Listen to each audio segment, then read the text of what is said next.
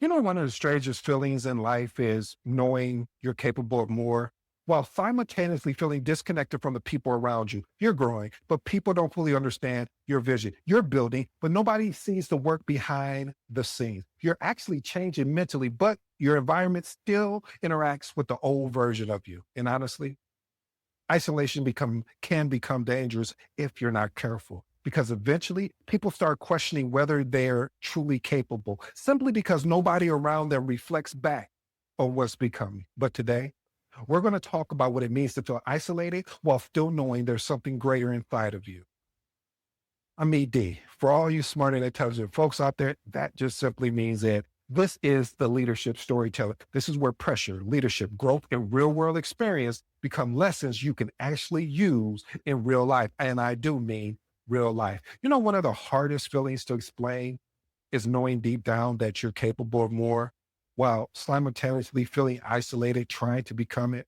And honestly, that internal conflict can become emotionally exhausting because you start building content, ideals, products, leadership skills, certifications, confidence, trying to create that exact thing you wish existed when you first started leading projects. For me, it was never all about project management. It was about identity. Who am I really? Not my title, not my role, not the certifications. Who am I when pressure shows up? Who am I when doubt shows up? Who am I when leadership becomes emotionally heavy? Who am I when I keep building and still feel unseen? And if I'm being honest, the journey forced me into this uncomfortable internal conversation because people love talking about success, but very people talk honestly about the identity crisis that can happen while becoming successful. I know because I've lived it. There were seasons where I found myself caught between proving my worth, proving my capability, trying to lead effectively, trying to stay mentally strong, trying not to emotionally fold under pressure, and all the while still feeling isolated internally. And honestly, isolation hits differently when you've already done everything people told you to do. Go get the education, you know, the bachelor's, the master's. Oh, go get the certification, the PMP, the CAPM, the CSM. You do all of that. But somehow people still question whether can you lead, whether are you ready, whether are you enough, whether can you truly perform at the next level. And after a while, if you're not careful, that doubt starts following you home, not just work. I'm talking about home. It pulls up to your house, wipes his feet at the door, rings the doorbell, and sometimes you don't even hear the knocking anymore because the pressure has become so mentally normal to you. That a very dangerous place emotionally because eventually people stop fighting to be capable and start fighting to prove they always were capable in the first place. I know that fight deeply, especially when you decide to lead without authority, when you choose to carry pressure without formal power, when you absorb criticism from people who confidently explain how your job should be done, but somehow never apply to the carry the same responsibility for themselves. And that tension creates isolation because internally you're trying to balance confidence, humility, leadership, restraint, professionalism, and most of all, identity, all at the same time. But eventually I realized something very powerful. Isolation does not automatically mean you're incapable. Sometimes isolation in the seasons where your identity is being rebuilt internally before environments fully recognize who you're becoming. That realization changed my life because I stopped needing everybody around me to immediately validate my growth. I stopped allowing temporary doubt to become permanent identity. And eventually I realized sometimes, and I do mean sometimes, the fight is not just to become successful. Sometimes the fight is just keeping believing in yourself long enough for growth to become visible. That's why this matters so deeply to me, because there are people listening to this right now who are isolated, but still capable. And one day, if they keep building anyway, the world will eventually going to meet the version of themselves they've been fighting so hard to become internally. Principle number one, isolation can distort your identity. See, one of the most dangerous things about isolation is that if you stay in it too long without self-awareness, it can slowly distort how you see yourself, especially when you're ambitious, because ambitious people often live in a tension between who they currently are and who they are trying to become. And honestly, The tension can be emotionally exhausting when external validation doesn't match the internal work you've been putting in, the studying, the improvement, the sharpening your craft, the develop of discipline. But people still question your capability, your readiness, your leadership, and your value. And if you're not careful, eventually you stop questioning the environment and start questioning yourself. That's the dangerous part. Because over time, isolation can slowly convince capable people they are less valuable than they truly are, simply because their growth has not become public just yet. Experiment with these expo tips. Stop tying your identity only to external recognition or approval. Next one, regularly remind yourself of the work, the discipline, and the growth you've already invested into yourself. Why is this important? People who allow isolation to define their identity often emotionally shrink before their potential ever has a chance to fully develop. Because when you recognize feeling delayed, many people incorrectly assume growth is absent. And eventually, self doubt becomes louder than their actual self belief. Here's my professional advice, family. Growth often becomes internally real long before it becomes externally visible. Do not abandon yourself during that gap. But eventually, isolation starts feeling different once you realize being doubted is not the same thing as being capable.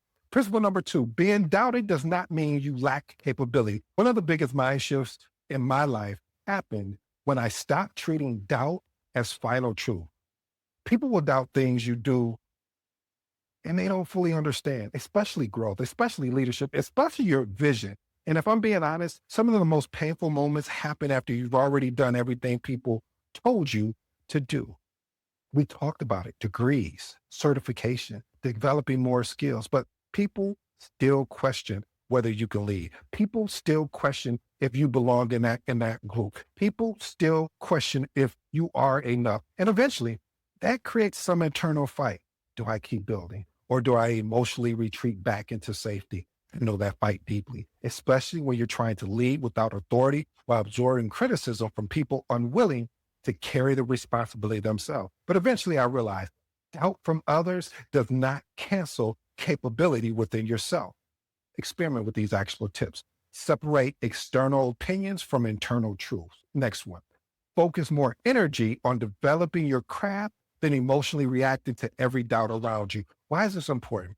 People who confuse doubt with truth often abandon growth too early because external opinions become overpowering internal beliefs. And eventually, many people settle for smaller versions of themselves simply because they become emotionally exhausted trying to prove their worth. Here's my professional advice, family. Some people will not recognize your growth until your consistency makes it impossible to ignore. Build anyway. And eventually, the people who continue to build through isolation discover something really powerful about consistency itself.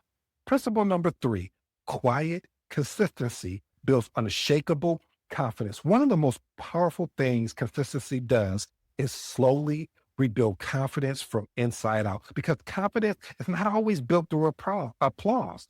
Sometimes it's built quietly through repetition, discipline, endurance, preparation, surviving, and I do mean surviving those difficult seasons. That's why I respect people who continue to build privately, the people who study after work, record content nobody sees yet, improving their leadership quietly, sharpening their craft quietly, and most of all, in my favor, fighting those internal battles quietly because eventually consistency compounds. And one day, that same person who felt isolated realizes I'm not the same person anymore. And now that right there becomes so powerful because now confidence is no longer dependent on validation, attention, approval, recognition. Now confidence is rooted in preparation, growth, resilience, and self-respect. And honestly, that kind of confidence becomes difficult for pressure to destroy. Experiment with these 2 actionable tips. Continue building your craft even when external results feel delayed. Next one, create routines capable of surviving emotional, difficult seasons. Why is that important? Without consistency, many people emotionally collapse before their growth has time to mature because motivation fades quickly during those lonely seasons. But focus and discipline, consistency slowly creates identity transformation that survives even the difficult environments. Here's my professional advice, family. Quiet growth is still growth.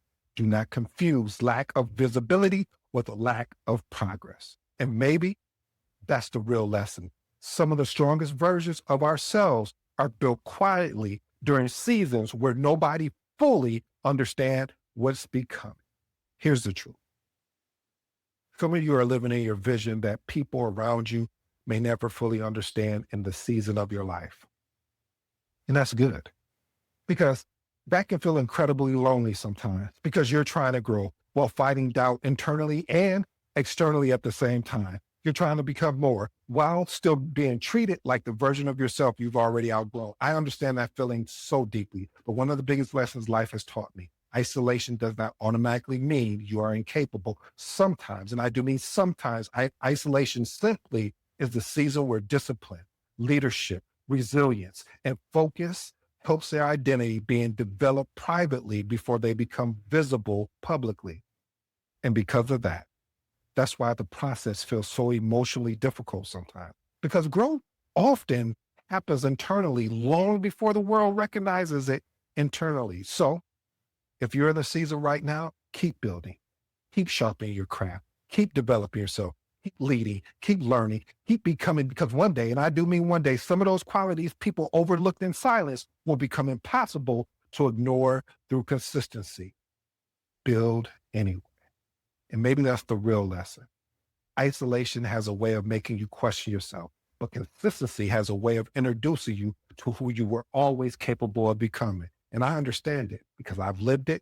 And honestly, I'm still living it, but we must build anyway. If you're new to the episode, I go by the name of ED. For all you smart and intelligent folks out there, hey, that just simply means Ed. Until next time.